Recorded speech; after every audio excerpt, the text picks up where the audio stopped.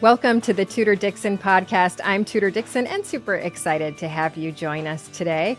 I love bringing exciting new people into your world, and today is no different. Although I think many of you have probably heard great things about Governor Kim Reynolds of Iowa. Until you actually spend time with her, you can't really grasp how incredible she is. There are some folks in life who make a really strong impression on you right away, and Governor Reynolds was one of those people for me because she cared. I know that seems incredibly simple, but you can actually feel her heart the minute you engage with her, and I think that's incredibly special. I don't think I met a single person at her level on the campaign who immediately offered me their assistance the way she did.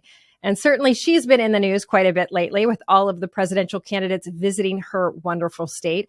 And some people have even floated her name as a vice presidential candidate. I know she's not talking about it or asking for it, but once you get to know her, you will understand why so many people find that idea intriguing, and I do myself. I'm honored to introduce to you the 43rd governor of Iowa, Governor Kim Reynolds. Governor, welcome to the podcast. Oh, hi, Tudor. First of all, congratulations. This is exciting. I'm really happy to hear that, and it is an honor to be with you. So thanks Thank for you. giving me the opportunity. Absolutely. Well, thank you for coming on. And you do have quite a few presidential candidates visiting Iowa. So I wanted to ask you about that because everyone has a different personality. It's certainly interesting to have folks like that visit your state. It kind of confuses things. There's a lot of traffic. There's a lot of people. So tell me a little bit about what it's like to host the different candidates. Well, I love it, first of all. We've done this for quite some time. We're the first in the nation caucus, and Iowans take it very, very seriously. So what I love about Iowans is they're engaged, they're very knowledgeable on the issues. And so we can almost always guarantee any of the candidates that are considering running a really good turnout because they want to be able to look the candidate in the eye. They want to learn a little bit more about their character. And it's really great for the candidate as well because it gives them the chance to really hone their message, to connect with Iowans, to see what that's like, to connect with somebody that is informed and is asking the right questions. And so it's fun to start to build relationships. I mean, we connected right off. I mean, I loved your passion. I loved that you were so concerned what had happened with COVID to the kids and to the people in Michigan, the lockdowns, and so I could say right back to you, your heart was right there. And so I love the connection and the friendship and the relationship that we were able to build. But the same thing happens when you're hosting candidates in the state. You get to know them and get to learn about kind of what their vision is and what they're talking about.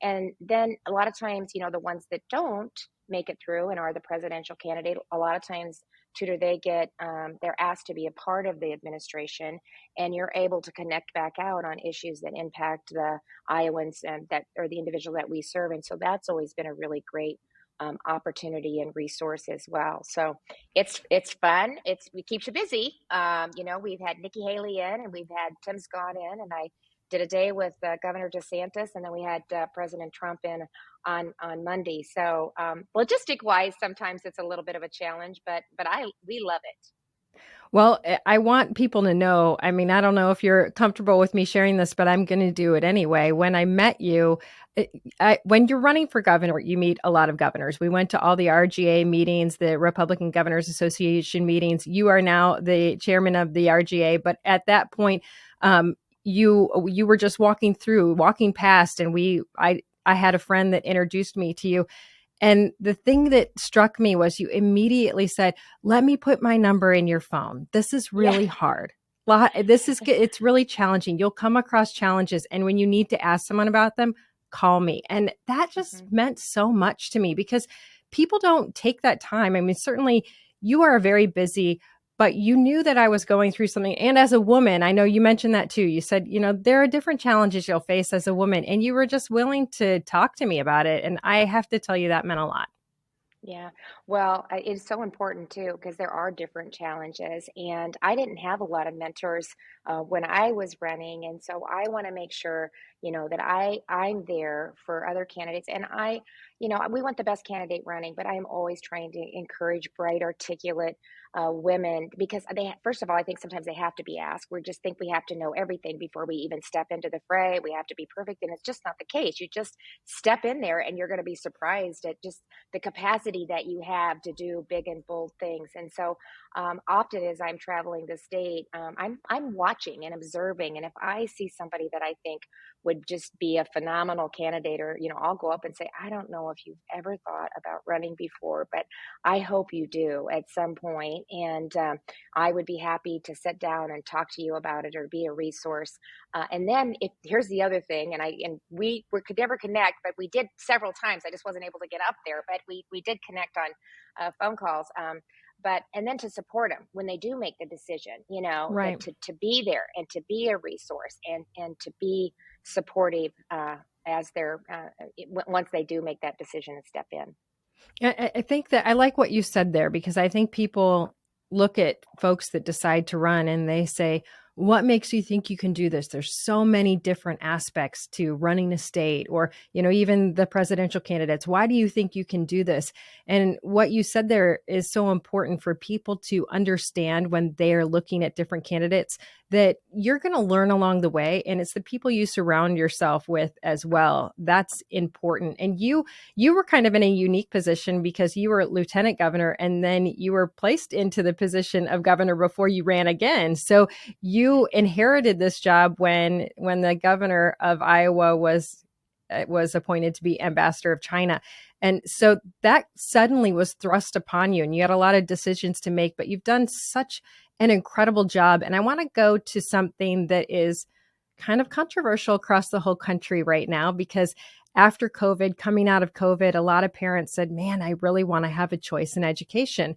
And you are working on school choice in Iowa. You've passed that in Iowa. Tell me a little bit about that process and what that was like, and how you handle it when people come up against you and say that this is not the right choice. Yeah. Oh, thank you. It's something I feel so passionately about. And it was just underscored after going through COVID. It was the kids that needed that structure more than anything, to be in the classroom, to have a safe environment, they had a parent that was working to tell them to learn from home was just absolutely crazy. And I think even through it all, even before that, we were working on it, but parents just had a front row seat to some of the things that were being taught, even in the classroom as well. And so I had been working on school choice for 3 years. We enhanced charter schools. We expanded open enrollment. But the school choice bill, I got through the Senate 2 years in a row, only to have it held up in the House.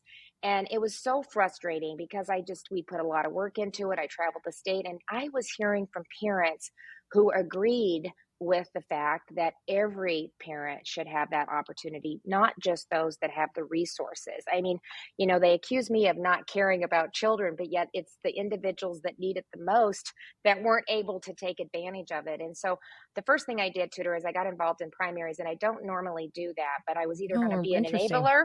Yeah, I was going to either be an enabler, or I was going to step in and do what I could, because the chair of the education committee in the House was opposed to it, and he was the one that was stopping it every year. And so I got involved in 9 primaries. We were successful in 8 of the 9. I'm proud to say that the ninth primary, he actually supported and voted for the bill, and probably is one of the biggest proponents of it this year, getting it across the finish line. But I just asked a simple question, and it was really focused on that. I said, tell me your position on school choice, and if you think that every parent should have that choice. And if they agreed with that, then I helped in any way that I could to get them across the finish line. And so we were able to get that done. But the other thing that I did that I think was really almost as important is it was more kind of almost a rural urban issue. I heard from a lot of rural Yeah. legislators that this would destroy their schools and that they wouldn't be able to compete. And so I spent a lot of time meeting one-on-one with those rural superintendents. And I said, I know I'm not going to change your mind. I get that. But I want to look you in the eye, and I want to tell you that it's imperative that we have a strong, successful public school system. This is not going to destroy it. I believe with all my heart it will elevate education overall. But what can we do? What are we doing that's inhibiting your ability to be innovative and to be competitive and to provide your students with the best possible education. And they talked a lot about chapter 12, which is the regulatory piece of it. It was shall. And, we always add, we never take off. And ask if we would just relieve some of the burdensome regulations that they have so they could have a little bit more flexibility. And I said, yes. And we did that. And then the other thing they said is we can't be competitive, especially in rural Iowa, when it comes to our teacher salaries. And so we found some existing funds, quite a bit actually, was $100 million that they were setting on, $320 million overall, that they can actually roll in, not into administration, but into teacher salaries, to increase teacher salaries or use it to hire additional teachers. And I think that also helped some of my rural lawmakers feel a little bit more comfortable with it. So, but that is certainly what we hear, especially in Michigan, but across the country, is that if you pass school choice, that will hurt the public school system. And so the narrative that they use is if you are pro school choice, then you are anti-public education. I think it's really important that you pointed that out, that you actually were able to expand conversations on public ed by talking about school choice. Yeah. And same thing with the charter. That's through the public schools. And I started out with my condition of the state this year and said, the media and the unions drive this hysteria. And, when we passed, I signed into law my third tax cut. Oh my God, state government was going to collapse. I mean, we were going to just destroy education. The world was going to cease to exist. When I got the kids back in the classroom in COVID, I was going to kill the kids. I was going to kill the teachers. I got obituaries from teachers that came to me, but mostly it was the unions that were driving the narrative.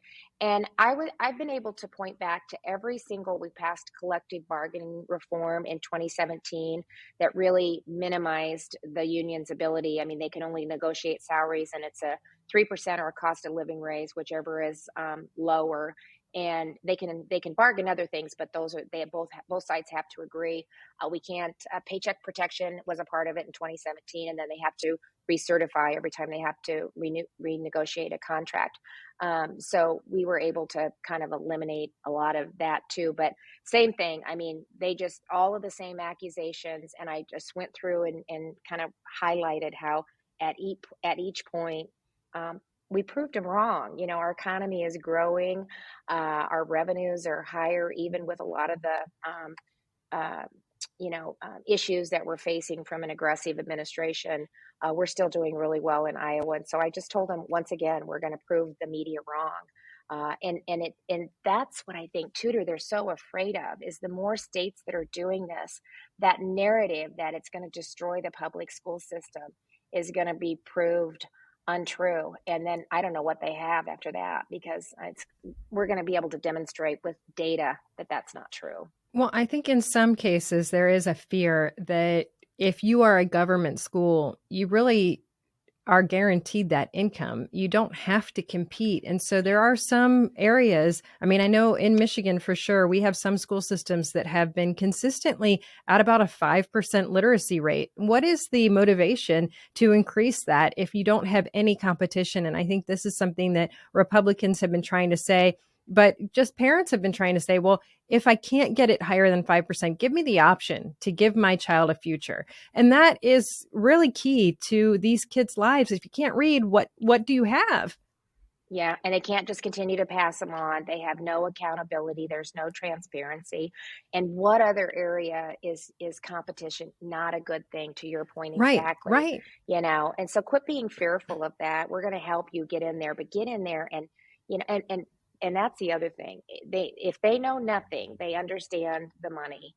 And so now, I mean, we passed, said no to critical race theory. We've done parental rights, and we've done all of that. But the best thing that we can do to elevate education, as you know, is to give parents a choice. And as those kids start to leave, they are going to have to look at how they're providing that education and either get in the game, or they are not going to cease to exist. And so they do understand dollars, and they do understand that they're going to have to up their game if they're going to be able to keep the kids there. So that is just overall will do more, I believe, to drive opportunities for these kids and to just set them up to be successful. That's our future. We want to give them every opportunity. You definitely have been about making sure people have choice and people are successful and that there is opportunity for folks over government. And so in a way, I would say that you're really a proponent of smaller government, and you're proving that with your latest proposal that I think is a 1,500-page proposal to reorganize state government, but really make government smaller. So that scares people for some reason. Whenever we talk about making government smaller, people start to freak out that they're going to lose something. Explain, how do you talk to people about this and assure them that you're not taking something away, that this will actually give back?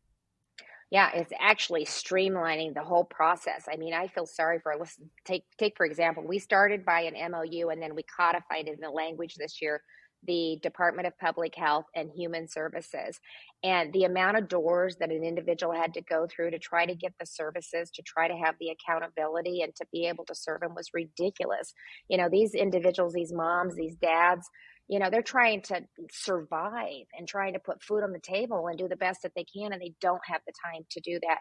We had over 100 professional licensing functions that were spread over 11 different agencies.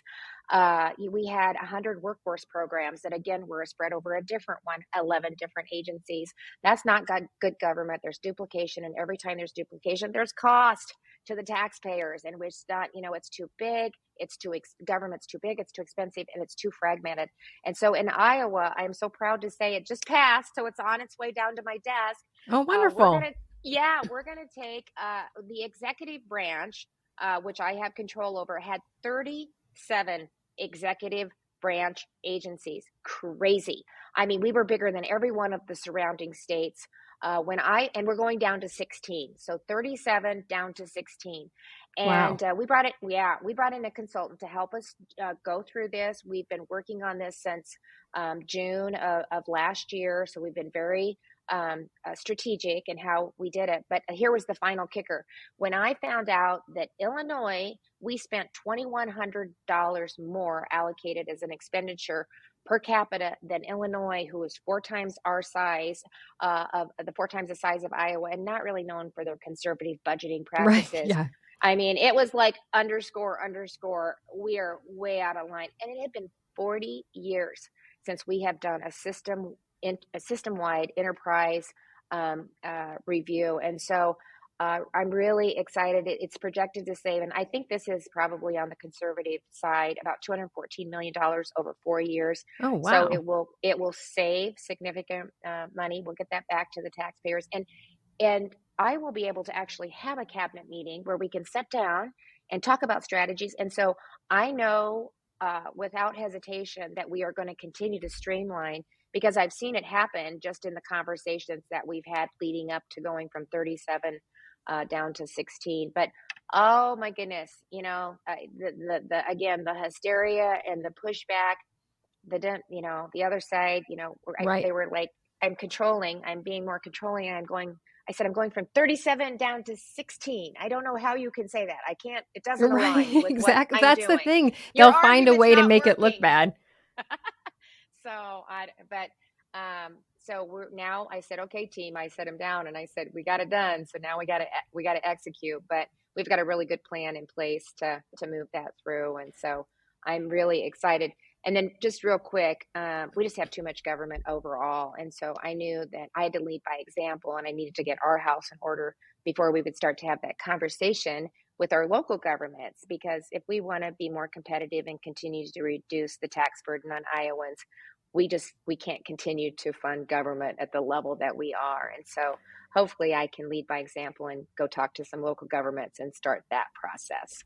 And I think that people are getting to know you, and as you talk, especially today, as that people are listening, they can see that you're just very reasonable. It's just very easy to talk to you. It's very easy to understand. And so I really believe that this is why so many people have floated the idea of you being on the ticket with someone in 24. I mean, just honestly, is that flattering? I mean, what do you think of that when people say that? Oh, well, okay, I'm going to tell you what I think. I mean, I think it's great for Iowa, so I always come back to that perspective. It's just, doing things like this, it helps kind of get Iowa on the map. A lot of times Mm. we're a small state in the heartland of America, and I feel like I'm up on the Capitol dome, like just waving my hands, say, look at what we're doing here. We've got great things happening.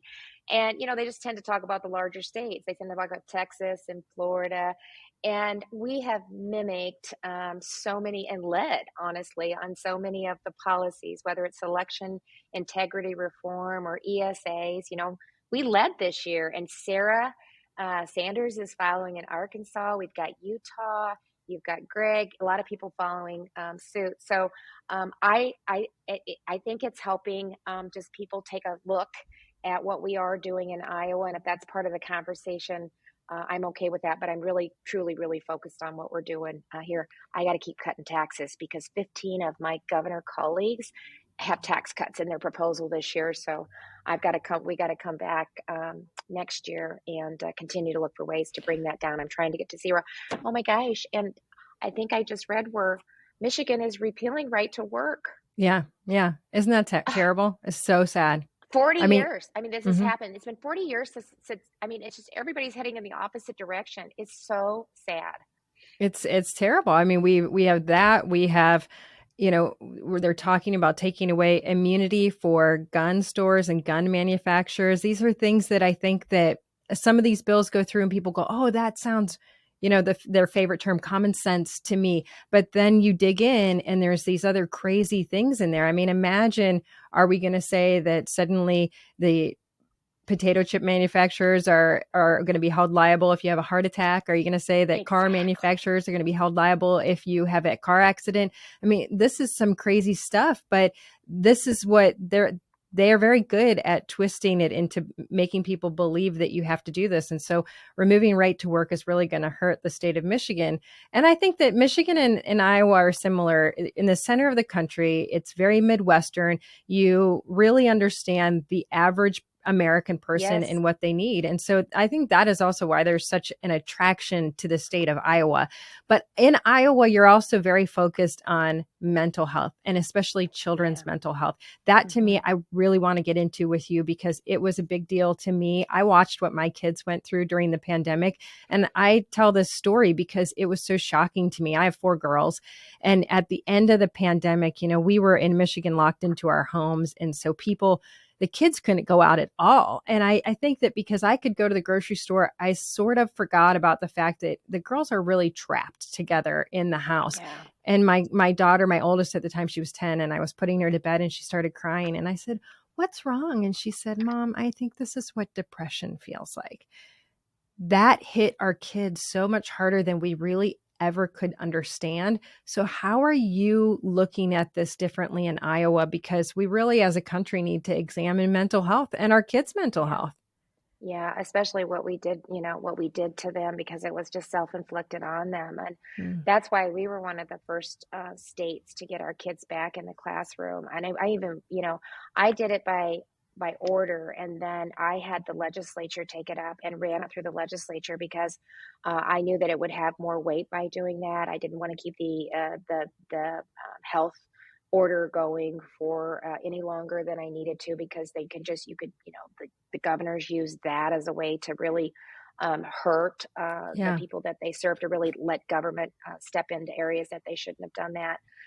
But it's still a need, even though we got the kids back in. And so I am really it's been a passion of mine from the very beginning. We worked to get a comprehensive adult mental health reform done. And then I recognized the fact that we didn't even have a children's health system. And what I found out is they've been talking about it. This is what they do. They like to talk about an issue, but never deal with it because then it goes away, Right. So they've been talking for 20 years about standing up a children's mental health system.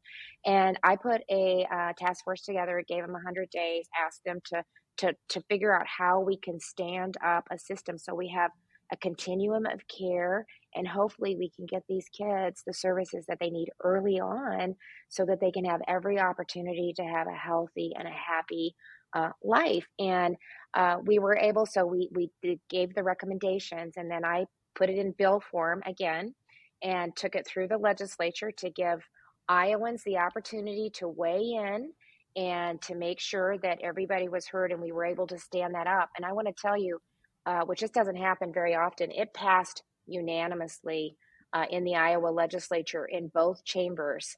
So I'm very proud of that too. But we've provided mental health parity for telehealth, which was really important. We made our schools a site of service, and what that means is they can provide on-site um, uh, professionals, and they can get reimbursed for it.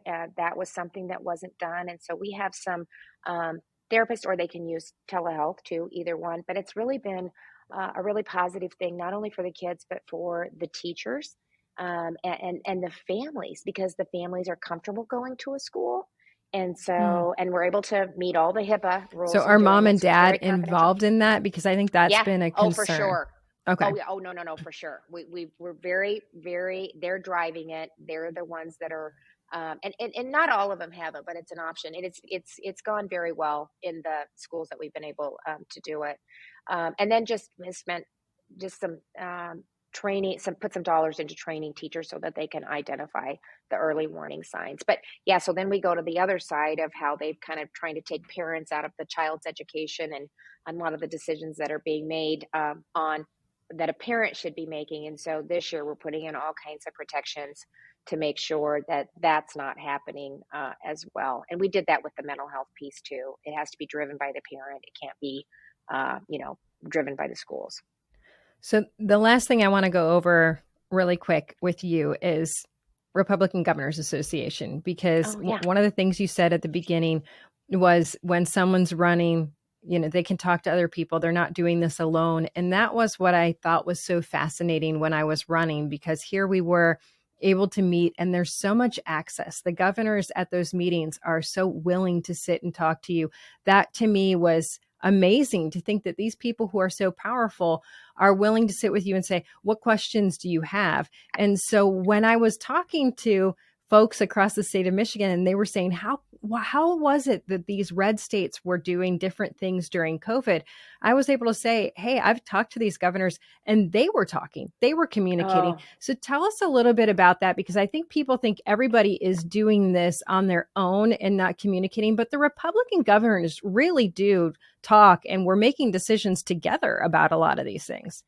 such a tight knit organization. And to your point, I've got the cell phones of all of them. So not only during COVID, and I mean, these were long days. I was out at the State Emergency Operations Center. We started there early in the morning and worked late into the night. And I would either take the call there or when I got home or on the way home. But at least twice a week, we would do a late night conference call. I would say probably around 8 o'clock a lot of times, because all the governors were doing press conference or still working on things, maybe sometimes 7:30 or 8. A lot of times, Tudor, we would be on the phone for an hour and a half to 2 hours. And, it was hitting different stages at different times in different parts of the country. And to be able to get their feedback on what they were seeing, the data that they were collecting, where they were finding testing supplies, how they were standing up, testing opportunities, how we were keeping, in Iowa, we produce 10% of the nation's food supply. And so it was Oh, imperative yeah. that I kept my processing plants up and going, but I wanted the employees to know that they were in a safe environment. So I needed some way to test, so that when they went in, they felt comfortable and safe to be able to keep it open and to keep the food supply chain moving. But it was invaluable to be able to have that resource, to have that open conversation, and where it was a safe zone too. You could be really honest about what you were seeing and what was working and what wasn't. And so and that's just typical. We do it with the what's happening at the southern border. I have so much respect for Governor Abbott and then Governor Ducey, trying to lead a state at the same time where your border is open and you just have millions of illegal migrants coming across the border, the drugs, the human trafficking. I mean, I don't even know how, good team. You said it earlier, you better surround yourself with the best and the brightest. But to be able to help with them, and we sent law enforcement down, we've had our National Guard down there, but a lot of coordination with all the governors from that perspective as well. And just even if you've got a question about an issue that you're working on, Pete Ricketts, I would pick up the phone and I would say, Pete, how are you handling? And we worked really closely during COVID because we're so connected with the Omaha and the Council Bluffs area. And so we didn't want to make decisions that would, hurt his residents or mine because we were so connected. So our chief of staff and Pete and I were a lot of times just, hey, I'm thinking about I'm going to open the restaurants back up. This is wrong. We got to put our trust in same thing, and just to kind of time it so that we were moving forward I love together. this.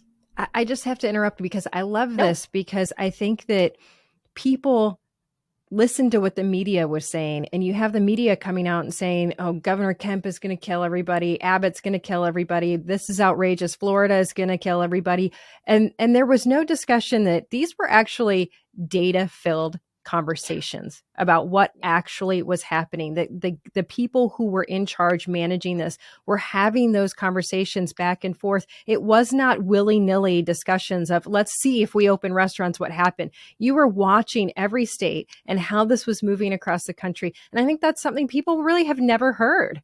Yeah, no, honestly. And then even when we brought in the Test Iowa, the new program that we were able to do, it had a robust data collection. I could tell you down to the zip code where we were starting to see a flare up, and then we could get in front of it quicker. And just to be able to share that conversation, or to have it start on the East and the West Coast and then kind of move in, and then it went across. And just the hysteria driven by the media. And we did a daily press conference, and we were just honest with Iowans. Here's where we're at, and here's what we're seeing, and this is what we're doing. And I have people to this day, Tudor. No matter where I go, I have just people come up and say, I never missed your press conference. We went through it together. We would stop everything and tune in.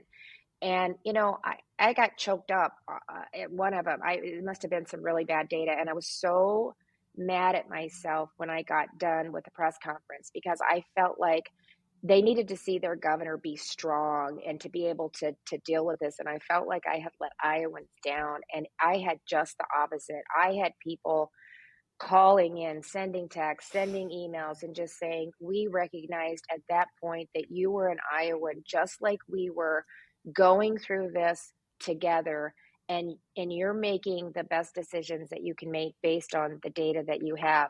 So you'll appreciate this, because that wasn't the case with your governor at the time. But of course, this isn't my natural hair color. So I wasn't at the time when the salons were shut down, and I said to my husband, I said, Kev, you're gonna have to color my hair. I said, I can't, the stripe is getting wider and wider, and I'm not gonna break a rule. I'm not gonna do something, I'm gonna abide by the same rules. And so, boy, he went down and he Googled it, and he did like a YouTube, and he had gloves in the dish, and we got the stuff. And so as he's trying to do it, I said, okay, now here's the bad news, Kevin. I am going to have to take a picture of you and post it, because otherwise nobody will believe that I didn't have you do my hair. My number one post of all times of anything I've done was the fact that my husband agreed to color my hair, and then let me take a picture of him and post it on Facebook. But, I think Iowans knew that I was putting my trust in them, and if I did something, it was based on the unknown at the time.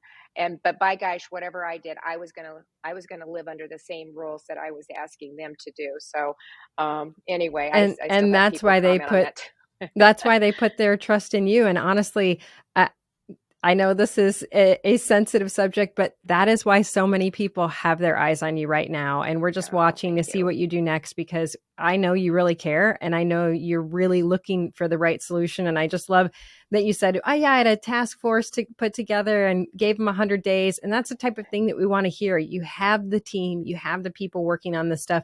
That's what makes you so unique. And the fact that you can connect emotionally, the fact that you can share a picture like that, that is truly being an American, and that's why we love you. So I just want you to know that I appreciate what you've done. I appreciate knowing you, and I'm so thankful that you joined me today on this podcast. Oh, thank you, and right back at you. So you keep being you, keep doing you, and just best of luck on your podcast. I know it's going to be a huge success. So thanks for giving me the opportunity. Thank you. Thank you. I appreciate it. Governor Kim Reynolds, thank you all for joining us today on the Tudor Dixon Podcast. For this episode and others, go to TudorDixonPodcast.com. You can subscribe right there. Join me next time on the Tudor Dixon Podcast and have a great day.